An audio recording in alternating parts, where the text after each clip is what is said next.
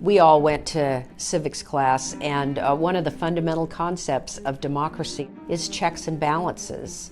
So no one branch of government, no one person or entity in any state has absolute authority. Moore v. Harper could upend all of that by essentially eliminating checks and balances. And checks and balances is so fundamental to our system of democracy here in the United States. If the U.S. Supreme Court were to rule in favor of Moore, it would give legislatures in all 50 states inordinate amounts of power over all of the details of elections. Voters across the country really need to pay attention to what's going on. This case is coming out of North Carolina, but it can have an impact on elections in every state in the country. And we should never want to concentrate too much authority in just one institution. And that is what is at stake in Moore v. Harper. All right, so welcome to the Truth and Democracy Coalition's monthly meeting. My name is Rich Procida. I'm the founder of the Truth and Democracy Coalition and the host of the Truth and Democracy podcast. Today, we bring you psychologist Dr. George Simon to tell us how to recognize character disturbance in politicians and leaders, and perhaps even in ourselves. But before we begin, I want to tell you a little bit about the Truth and Democracy Coalition and about our upcoming events. The Truth and Democracy Coalition was formed to build a pro-democracy movement in America. We educate the public about disinformation, teach people to be critical of the propaganda they consume, and provide critical analysis of current events and social issues. We produce media and educational materials, hold seminars and meetings, work with other organizations, and organize events and activities geared toward building a pro-democracy movement in America. The coalition seeks to build communities of people of different faiths and ideologies to defend and promote democracy locally, nationally, and globally. And next month, on April 16th at 2 p.m. Pacific time, I will be speaking with diversity, equity, and inclusion specialist Sandhya Jha about whether America is a racist nation. Ms. Jha is an anti-oppression consultant who helps organizations get diversity, equity, and inclusion teams off the ground. Sandhya is an ordained minister and with a master's in public policy, the founder and former executive director of the Oakland Peace Center, and the author of Rebels, Despots, and Saints, the ancestors who free us and the ancestors we need to free. So to register for that, go to tinyurl.com/America Not Racism. And in May, and we haven't finalized the date or the time, but we're going to have Harvard-educated American moral philosopher, cultural commentator, and essayist, Professor Susan Neiman, come talk to us about her new book, Left is Not Woke. And we'll be providing more information about that. Now let's turn to the day's discussion. You know, I believe that we have an epidemic of narcissism in America. Our collective narcissism often leads to the election of narcissistic and character disturbed candidates. Like newly elected Congressman George Santos, for example, is a habitual liar. The people who elected him are now calling for him to resign. Donald Trump repeatedly lied about the election, and Republican leaders parroted those lies for nearly a year, and many are still doing so. Many Arizona Democrats feel that Senator Kristen Sinema turned against them in what feels more like a political murder-suicide than an attempt to get reelected. And the question is, why did she do that? And Politicians are notorious for telling lies and weaving together half-true and divisive narratives in order to gain notoriety, raise money, and win elections. There are two main reasons people get into politics and political activism. The first is to make a positive difference in the world, whatever that person believes that to be. The second is to benefit themselves. And I got that from Adam Schiff, who said that. Most politicians have some combination of both, but some are primarily in it for themselves. Whether it's aggrandizement, power, or money, how do we distinguish between those who are ill-motivated and those with more altruistic characteristics? Dr. George Simon is an internationally recognized authority on narcissism and other disturbances of personality and character. He has appeared on CNN, MSNBC, HBO, CBS, and Fox News as the author of bestsellers, The Judas Syndrome and Character Disturbance, The Phenomenon of Our Age. He is also the principal author of How Did We End Up Here? And Essentials for the Journey, Embracing and Living the 10 Commandments of Character, Proven Principles for a Psychologically Healthy and Rich Spiritual Life. And his groundbreaking book in Sheep's Clothing, Understanding and Dealing with Manipulative People, was the first to describe covert manipulative personalities and introduce the concept currently known as gaslighting. It has been published in over 25 languages and countries, and he's also the principal composer of the patriotic anthem, America, My Home. Welcome, Dr. Simon. Thank you, Rich. Glad to be with you today. The founders focused on people pursuing their interest, but there's, and they sort of assumed that they couldn't get people to pursue the common good. And yet that is the basis from reading your book. That is a very important thing for people to do and to become. Yeah. But it takes maturity of character to appreciate that fact. That's my point. We have forgotten all that it takes to forge character in a human being. We are not natural good people. We are brutes. We are self-serving, selfish, ego-driven, selfish, entitled. All that stuff comes naturally. Mm-hmm. You have to learn better. Mm-hmm. And society has to be structured in such a way that it makes you learn better. Mm. We have so much, and it's handed. What's the reason? If somebody can get elected by barefaced lying, what's the incentive to do otherwise? Mm-hmm. Now, one of the problems is that we don't really know who our leaders and political candidates are. I'm not talking just about political candidates, but the leaders of our movements. We don't really know them. We have an image of them. And so are there things that we can look for when we're just presented with they're presenting us an image, not really who they are? Yes. Yeah. Is there anything we can look for? Well, I outlined those principles in my latest book, Essentials for the Journey. You can judge more by behavior than anything else. Past behavior is the single most reliable predictor of future behavior. And so what you really need to do is look at somebody's behavioral record. Now, I won't mention any names, but we've had some politicians who had real trouble during their campaigns because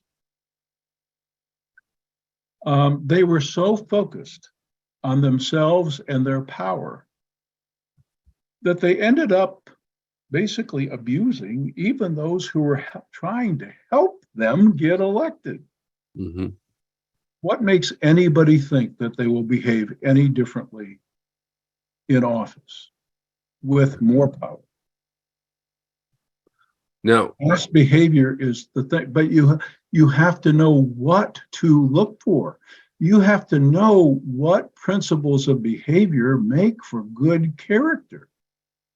Talk is cheap, as the old adage says. Anybody can say anything, and the one thing that manipulative people know better than anything is what you want to see and what you want to hear and what it is that you need. And all they have to do is say, I will be your champion. Mhm. That's all they have to do. Yeah, sometimes the flaws seem obvious, like you say. Candidates can say outrageous things. They like to stir up grievances, and sometimes they're stirring up grievances on us too, that we don't really critically examine what's being said to us. So we can see it how the other side is false, but we can't see the falsehood that's being directed towards us. And so they're stirring up grievances to get attention, to gain power, to rally people. And why do people still vote for them? Why are people attracted to narcissists and abusers like that? Why are people not, making excuses for these people, still supporting, even after, for example, Fox News has been sued for lying? Why is anybody still watching it? Why are people still attracted to Trump? Why is all of this still happening? Okay, I'm going to get myself in even more trouble here. Because I think that these are the wrong questions to ask. And I think that we tend to look in all the wrong places for the answer. We are the answer. This is the noble experience, the noble experiment of freedom. We are the answer. They are not the answer. They never were the answer. They never will be the answer. I'll just give you a couple of glaring behavioral proofs of that. Many years ago, some maybe well-meaning folks decided it was time to declare war on poverty. And we have chairs in offices, in buildings, with tens of thousands of people honoring the laws passed to end it all and supporting the structures put into place to end it all. That was 40 years ago. Where's the end of it? Mm-hmm. There is nothing that we can't do for ourselves better and more effectively and more longer lasting. There's nothing that we can't do better ourselves than any government structure or any promising politician probably can. Yeah. It all starts with us and our character. So we need not look to what next law we need to pass. We have hundreds of millions of laws on the books. Fact check that. Mm-hmm. I know that. I'm a lawyer. Yeah. One more law is not going to fix it. Yeah. It starts right here. Yeah. Right here. Yeah. One at a time. Okay. And that's what we need to recover. The atmosphere will change as we change. Mm. Government hasn't touched a single thing. I worked with the Department of Correction in my state for many years, first as a consultant and then working with some of the most difficult people and assessing them. And it just boggled my mind that of free societies, we have a higher percentage of our population severely restricted in some way, either put away someplace with the key thrown away or in some other restrictive environment than any other free society on the planet ever has. And we have a waiting list a mile long. Mm-hmm. Matter of fact, the bed space is so short because there are so many dysfunctional people out there, so many people who basically live the law of the jungle on the streets, that we can't get them in the door fast enough. And you have to do something really egregious. You have to break your probation, violate it for the umpteenth time. In many cases, yes, there are travesties too, but sometimes the numbers don't tell all the story. You know, I was talking just a little bit ago with about this. There are certainly tragic cases where people who don't have the money for a decent attorney, et cetera, get railroaded and are treated unjustly. So there's injustice in the system, no question. But there are also individuals who we know are very, very bad actors.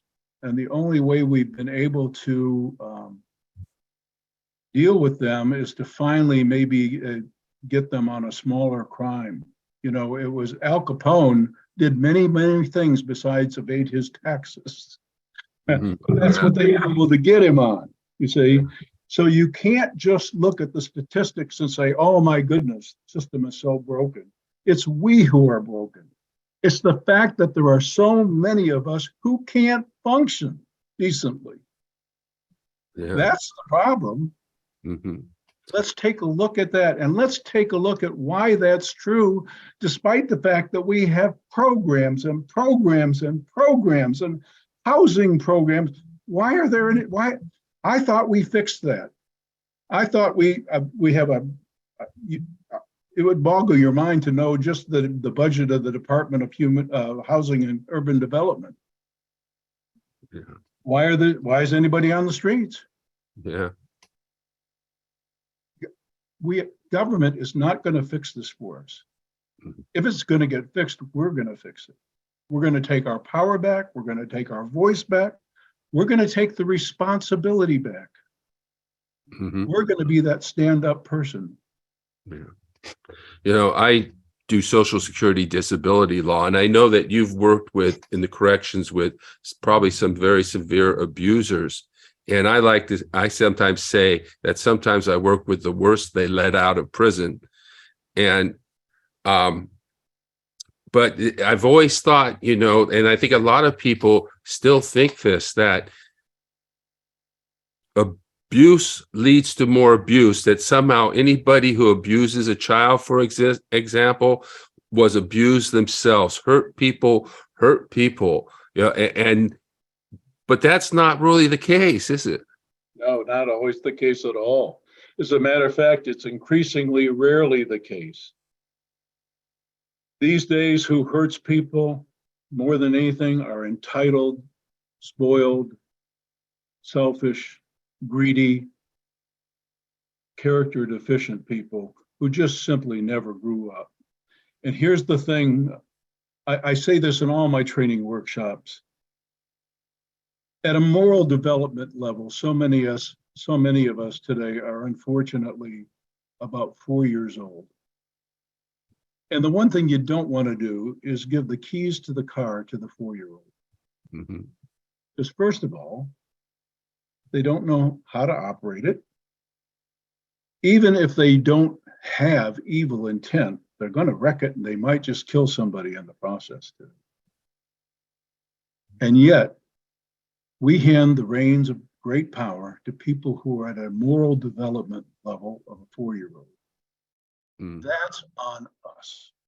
And besides which, there's nothing that government can do for us outside of maybe providing the shield that we need against a foreign attacker. Mm-hmm. Nothing that we can't do for ourselves better. But are there actions that we can take as a community to protect our communities and from the harms? You know, are there things that we can do to maybe like, I guess what we're doing right now is one of those things, you know, to educate people about character disturbance. Are there things that we can do? Absolutely. You know what? We have the power to show up at that school board meeting and voice our legitimate concern without name calling, without finger pointing, without condemnation, without prejudgment, without already thinking we know the answer before even the questions are asked. We have the power to to approach all of our human enterprises with a right-minded heart, with an open heart. So many times in our political discussions, we think the whole object of having a discussion is to tell the other side how stupid they are, or misguided they are, or how much better things would be if they would just agree with our platform or our view. We're not listening to each other. We're not even taking each other seriously. And I think one begets the other. Whenever there's a push too hard without enough mindfulness in one direction, there's an inevitable pushback. In Eastern philosophy, they call that kind of yin and yang. This is kind of an inevitable kind of thing in life. And we have it within ourselves to be that person who shows up to any encounter with nothing but the right heart. But that's what character is all about. All right. Very good. One of the things that is sort of controversial on the left is religion, particularly Christianity. Let these two people in here.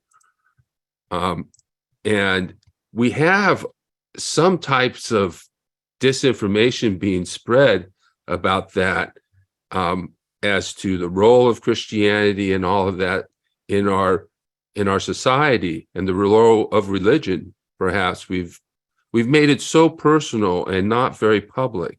And I noticed that in your writings has a Christian component. I mean, you titled books Embracing and Living the 10 Commandments of Character, Right.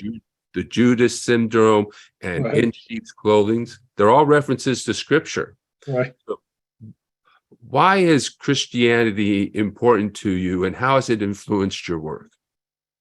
Oh, gosh. It's because I can't find anything wrong with the character of the person that Christians claim to follow.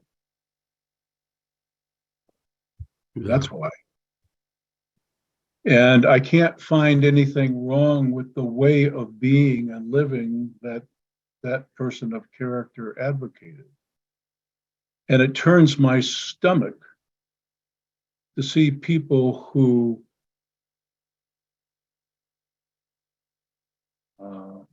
claim to worship this person behave the way they do.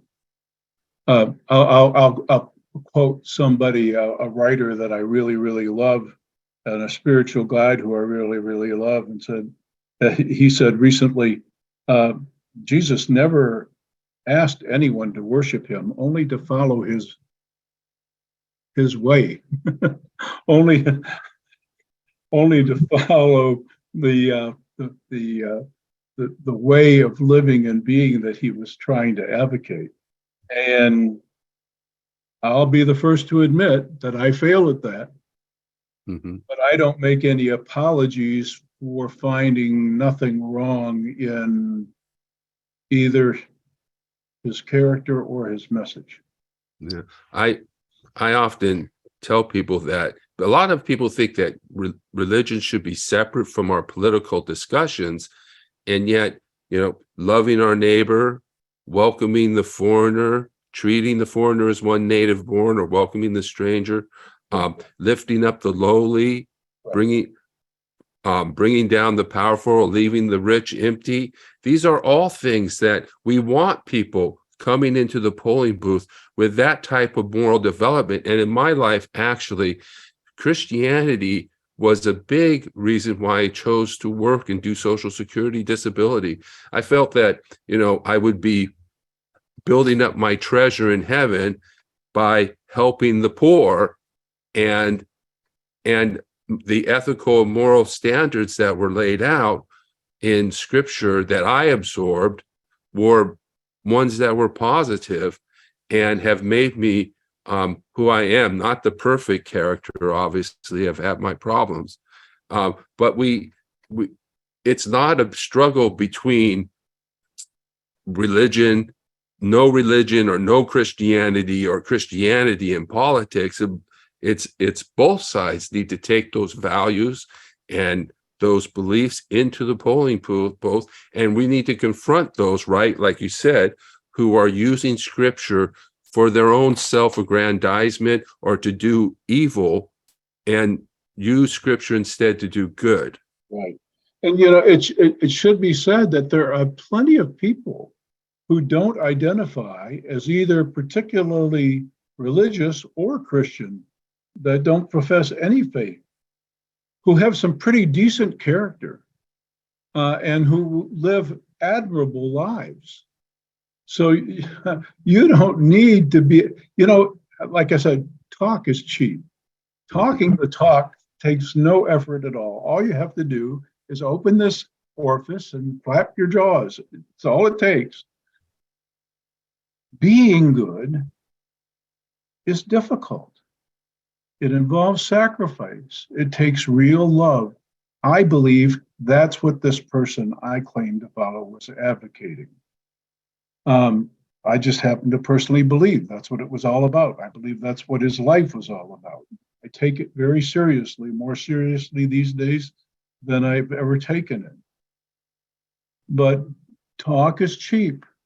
It's all in our actions, and we have the power to do it all. Who can stop any one of us from recognizing someone in need and who needs a little bit of help, or who is hungry and needs something to eat? Who can stop any one of us from doing any of that? We've tried turning it over to government, and by the way, the government is spending billions to solve the problems, and they're not solved. Mm-hmm. They won't be that way. We have thrown our money away. And what we've done is we've divested ourselves of the burden of good character. Mm-hmm. That's, when in basic behavioral psychology, if you want behavior to occur more frequently, you reinforce it. And if you want undesirable behavior to take over, you basically set an environment where it's very possible. And in these days and times, the way we've allowed things to become structured, there's basically no reason to be good. Yeah. Who sees the profit in it? Right. Yeah, there's a lot of people. Go ahead. I can remember when a sports team owner, I guess I'm using a similar example twice, but it's the only thing I can think of at the moment. I can remember when team owners would assess people's talents and would have to make decisions. And when they would make a decision like, you know what, this person has all the talent in the world, but they also have a track record, and there's at least even the possibility that they could bring dishonor to this noble enterprise. And so, you know what, no matter how much talent they have, and no matter how much they could help us win the pennant or the Stanley Cup or this or that, whatever prize it is, I'm sorry, we can't accept them. We need to hold ourselves to a higher standard. Yeah. I can remember those days, and I'm not that. I admit I'm old. I'm 75 years old, so I'm there, But I'm not that old that I can't remember a very, very different mindset about character.